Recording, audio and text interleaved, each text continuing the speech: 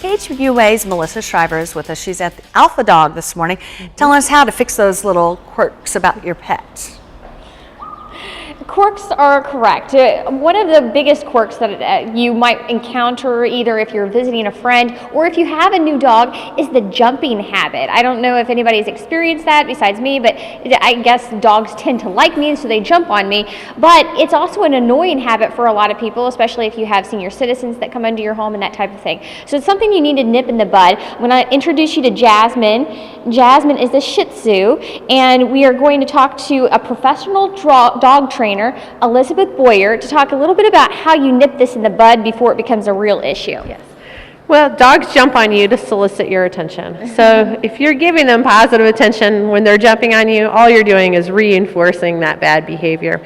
So what you really want to do is put the dog into a sit, which is a desirable behavior, and then you can pet the dog and really reinforce that calm behavior instead of the crazy, I'm going to jump on you and bark and go crazy.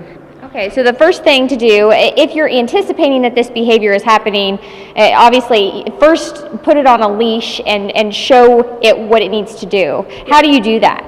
If you have the dog on a leash, it's much more manageable to get the dog into a sit if someone's coming into your home. If you don't have a leash on the dog, obviously you can just grab the dog's collar, put them into a sit, and then you can have your guests greet the dog at that point. But as you're coming into the house, as guests coming into the house, you want to make sure that you remain calm when you arrive. If you're very excited, the dog is going to be very excited. So if you walk into the house and you're calm, you're less likely to get jumped on at that point, especially with a dog that's just learning how to sit. So you can actually, as a visitor to a house, actually essentially destroy all of the training that this dog has gone through just by how you react when you come into someone's home. Correct. Yes. Okay, so when I come into someone's home, like Jasmine's home, and the dog starts jumping at me, should I ignore the dog?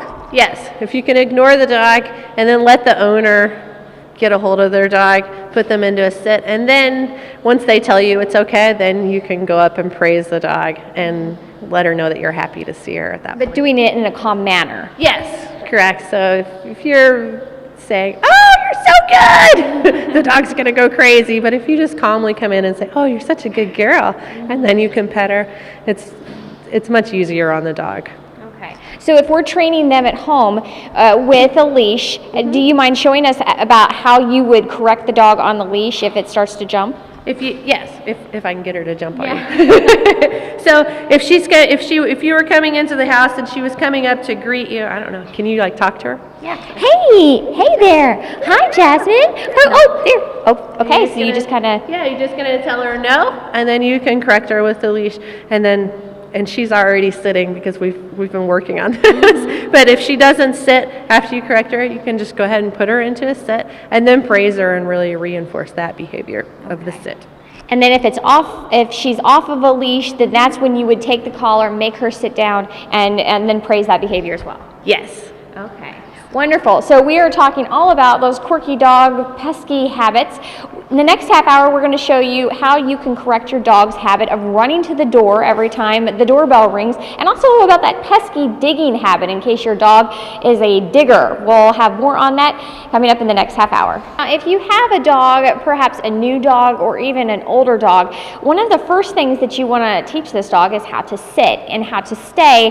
And I know that was probably one of the hardest things I've ever taught my dog, and he still doesn't know how to stay. So we're going to get some tips today from Elizabeth Boyer. She is a professional dog trainer over here in Quincy. And tell me a little bit about, by the way, this is Tinker. Tinker is our puppy today that's 12 weeks old, is going through the first week of doggy boot camp here. So very, very new to the whole dog training scene. How do you get your dog, what do you first do to get your dog to sit? Well, first thing we want to teach the dog is how to focus on you, which Tinker is doing a very good job of. We're going to praise her every time she's looking at us. So when she's watching us, we're going to give her a treat.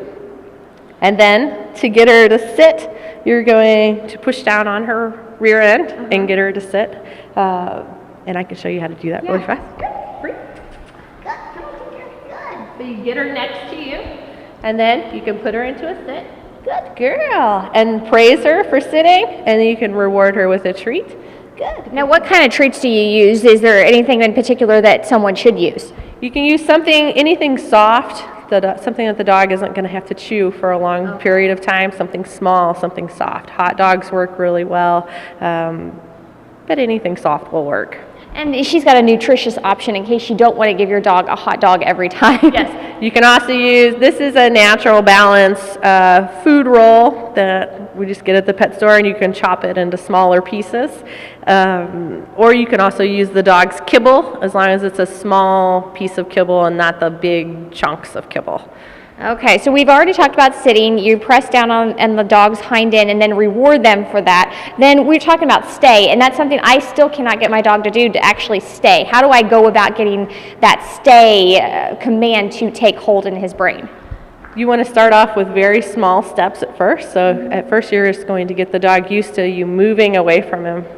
But just to pivot out in front of the dog is enough, and then walk back next to the dog, and then you can release the dog from his sit stay. So I can show you how to do it really fast. Good girl. Okay. So first we're going to put her into a sit.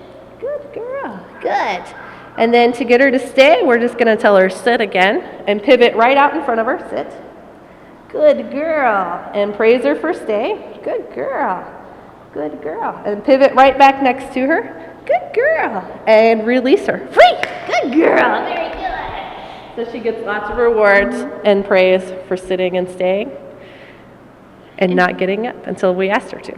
And so the release part is very important to do that when you're standing next to the dog. Otherwise, if you stand away from the dog when you release the dog, that makes the dog anticipate that release and maybe jump ahead a couple steps. Correct. Yes. You always want to go back to your dog before you release them from their sit stay or their down stay. That way they know that they have to wait until you come back to get them. A lot of people want to just release their dog from all the way across the room. Then the dog starts really anticipating that, oh, well, once she gets halfway across the room, she's going to tell me I can get up. Mm-hmm. And then they're breaking their sit stay all the time. Okay. So to make this actually keep happening, you of course didn't move very far away from Tinker whenever you were first teaching her, but it gets a little bit further every time. Yes. You just do smaller steps every time. So take maybe one step back every time you go out. You want to make it very easy for the dog at first. You want to give the dog a lot of wins, so she's very excited to do it. You don't want to make it too hard on her at first. And she's a very young dog,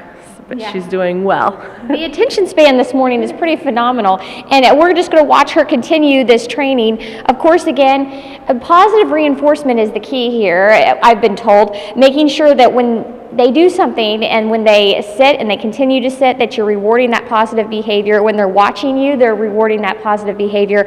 And then as you move away, you're rewarding that positive behavior with attention and positive comments as well. It's very interesting to see this all happening, because this is the first time that Tinker's ever learned this. So of course, very effective this morning here at Alpha Dog in Quincy. Now, coming up in the next half hour, we're going to be talking a little bit about that jumping thing. Whenever you come to someone's house and maybe that dog is jumping, maybe your dog is a jumper, we'll tell you how to fix that coming up. We're curbing their quirky habits this morning. This, of course, is Bentley, and Bentley is I guess we got him up too early because he has decided that he is going to check out on us for just a second. I'm joined now by professional dog trainer Elizabeth Boyer. She's going to show us a little bit about that pesky habit when perhaps the pizza guy comes to the door and you're a little worried that the dog might run out the door when you open it. How to keep that dog inside. So we're training Bentley this morning, if Bentley will decide to get up, on what to do and how to react when the doorbell rings. So how do we go about doing this?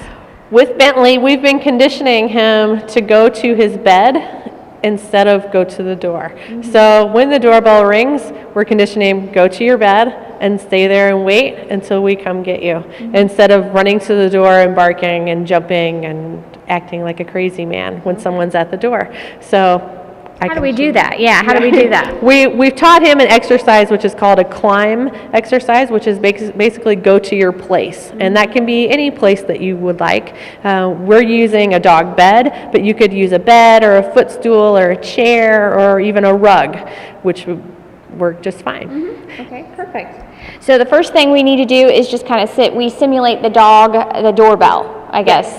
So this is just, it basically is like anything. Practice makes perfect. You do it over and over and over again until he gets it. So do you mind just showing us a little bit about what you're going to do? Bentley, come here, buddy. Come on. Wake up. So she's just going to take him away a little bit, and he kind of knows what's going on. We've been working on this a little bit this morning, but it's all about kind of the Pavlov dog thing. Once he hears it, he'll know when to go. And of course, a treat is waiting there for him. And of course, this is all about timing, consistency, and motivation. Why timing? Timing, you have 1.3 seconds to make a correction after a dog makes a mistake. So really, you need to be fairly punctual. 1.3 seconds is not very long. So if you come home and your dog is eating your shoes, you can't really be too mad at him. He won't understand why you're mad. Understand, yeah. Okay, and then of course having something to motivate, a nice treat or something like that, and also positive reinforcement, and then consistency. Why consistency? Consistency, everyone in the house has to be doing the same thing with the dog. It gets very confusing if different people are doing different things. Everyone in the house needs to be on the same page. Okay, very good. And of course, quickly about digging, how do you get your dog to not dig? Digging, dogs dig for a couple different reasons. We were talking about your dog who likes to dig because he's hot. He wants somewhere cool to lay. So you might try getting him a baby pool to lay in to help him stay cool, especially on days like the next couple days we're going to have here. That could be helpful. Dogs dig also because they're bored. Some dogs dig because you might have moles in your yard. But if you can get something to curb their boredom, like a nice rawhide chew toy or a Kong toy, and fill it with something yummy that will take them a while to get out of it. It would. Just like any animal and any child, boredom is not good. So keep your dogs active this summer, if not inside, of course, with these hot conditions. Back to you guys. Good advice.